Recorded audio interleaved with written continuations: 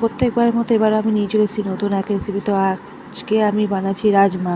তো তার জন্য কিন্তু এখানে আমি সকালবেলা কাজে বেরোবার আগে রাজমাগুলোকে ভিজিয়ে রেখে গেছি। ছেলে বায়না করেছে যে রাত্রিবেলা রুটির সাথে রাজমা খাবে, তো তার জন্য কিন্তু আমি রাজমাগুলোকে ভিজিয়ে রেখে গেছি জলের মধ্যে। তো কাজের থেকে এসে আমি ফ্রেশ হয়ে যখন রান্নাঘরে যাই তখন গিয়ে দেখছি যে রাজমাগুলো খুব সুন্দর করে কিন্তু ভিজেছে। তবে হ্যাঁ, রাজমা ভিজে যে জলটা যে আছে, যেটা দিয়ে ভেজানো হয়েছে যেই জলটা, সেই জলের কিন্তু রঙটা চেঞ্জ হয়েছে।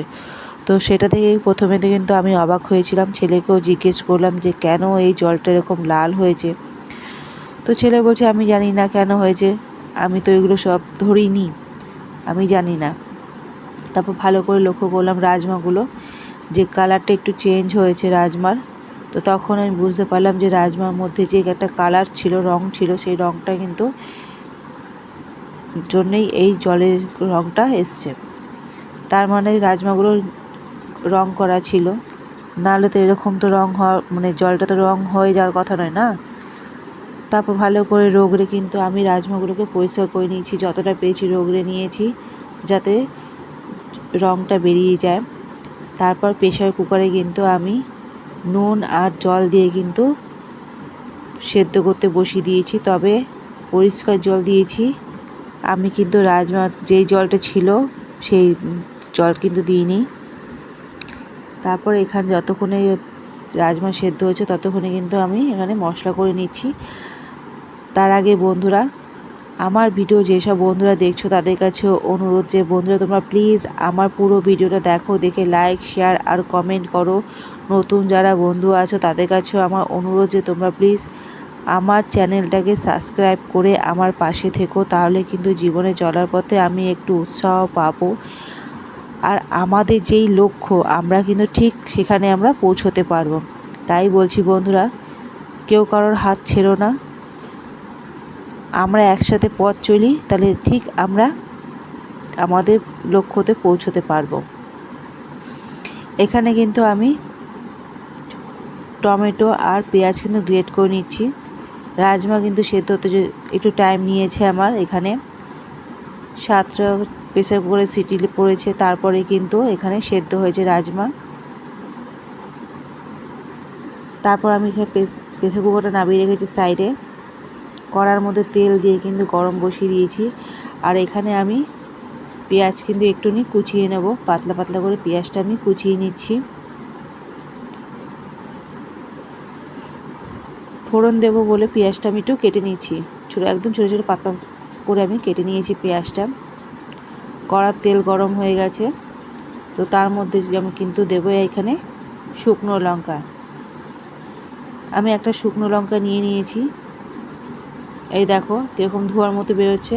এখন বর্ষার দিন, শুকনো লঙ্কার ভেতরে কিন্তু ছাদ পুরা বা মতো একটা মানে যেমন হয় ঠিক সেরকম কিন্তু হয়ে যায়। তো সেই লঙ্কাটা ফেলে দিয়ে কিন্তু আমি আবার অন্য লঙ্কা দিয়ে কিন্তু মাঝখানটা চিড়ে দিয়ে তেলের মধ্যে দিয়েছি ফোড়ন। আর এখানে যে পেঁয়াজটা যে আমি কেটে রেখেছিলাম পাতলা করে, সেই পেঁয়াজটা কিন্তু দিয়ে দিচ্ছি কড়ার মধ্যে। আমি যখনই কিন্তু কোনো সবজি কিছু করি তখন কিন্তু আমি তেল খুব কম ব্যবহার করি। তো যতটা কম পারি তেল আমি সবজিতে কম আমি ব্যবহার করি। শুধু একমাত্র যখন ভাজা হয় যে কোনো জিনিস তখনই শুধু একটু তেলের পরিমাণটা আমি এখানে বেশি ব্যবহার করি। পেঁয়াজটা যখন ব্রাউনভাবে ভাজা হয়ে গেছে তখন কিন্তু আমি এখানে দিয়ে দিয়েছি টমেটো, পেঁয়াজ আর আদা রসুনের পেস্ট একসাথে কিন্তু আমি ভেজে নেব। এর মধ্যে দিয়ে দেব আমি নুন দিয়ে ভালো করে কিন্তু মশলাটাকে আমি একটু ভেজে নেব। যেহেতু আমি রাজমাটা একটু কষা বানাবো তাই কিন্তু এখানে পেঁয়াজটাকে ভালো করে ভেজে নিতে হবে। পেঁয়াজ, টমেটো, আদা রসুন যেগুলো আছে ভালো করে কিন্তু ভেজে নিতে হবে। তারপর আমি একে একে বাকি মশলাগুলো দিয়ে দেব। হলুদ গুঁড়ো, জিরের গুঁড়ো, ধনের গুঁড়োটা একটু বেশি দিয়েছি, গ্রেভিটা যাতে ভালো মতো আসে তার জন্য কিন্তু ধনে গুঁড়োটা বেশি দেওয়া হয়েছে। আর এখানে দিয়েছি আমি গুঁড়ো লঙ্কা দিয়ে ভালো করে কিন্তু মশলাটা মিশিয়ে আমি কষিয়ে নেব। গ্যাসটা কিন্তু আমি একটু কমিয়ে নিয়েছি, নাহলে কিন্তু মশলাটা পুড়ে যাবে। তাই একটু গ্যাসটা কিন্তু কমিয়ে আমি মশলাটা ভেজে নিচ্ছি। যখন মশলাটা নাড়তে নাড়তে দেখবো যে একটা ডোর মতো হয়ে গেছে, তখন কিন্তু মশলাটা ভাববে যে ভালোভাবে ভাজা হয়েছে।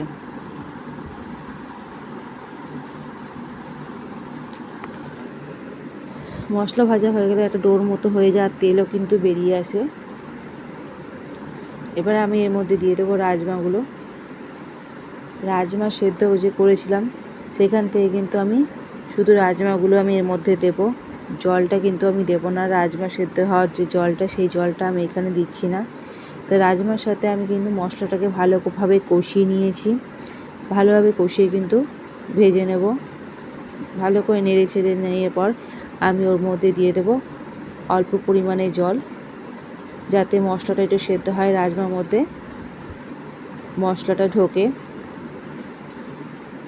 নুন, হলুদ, তেল, মশলা যাতে রাজমার মধ্যে ঢোকে, তার জন্য কিন্তু আমি অল্প পরিমাণে জল দিয়ে ঢেকে দেব। তো ঢাকা দেওয়ার পর যখন জলটা কমে আসবে, মানে যেরকম আমি রুটি খাওয়ার মতো আমি চেয়েছি ঠিক সেরকম যখন হয়ে আসবে, তখন কিন্তু তার মধ্যে আমি দিয়ে দেবো এখানে গরম মশলা। গরম মশলা দিয়ে কিন্তু আমি রাজমাটাকে নামিয়ে নেব। তো বন্ধুরা, তোমরা আমাকে বলো যে আমার এই রেসিপি তোমাদের কীরকম লাগলো, কোনো ভুল বা কিছু হয়েছে কি না। যদি কোনো রকমের কোনো ভুল হয়ে থাকে তাহলে আমাকে জানাও।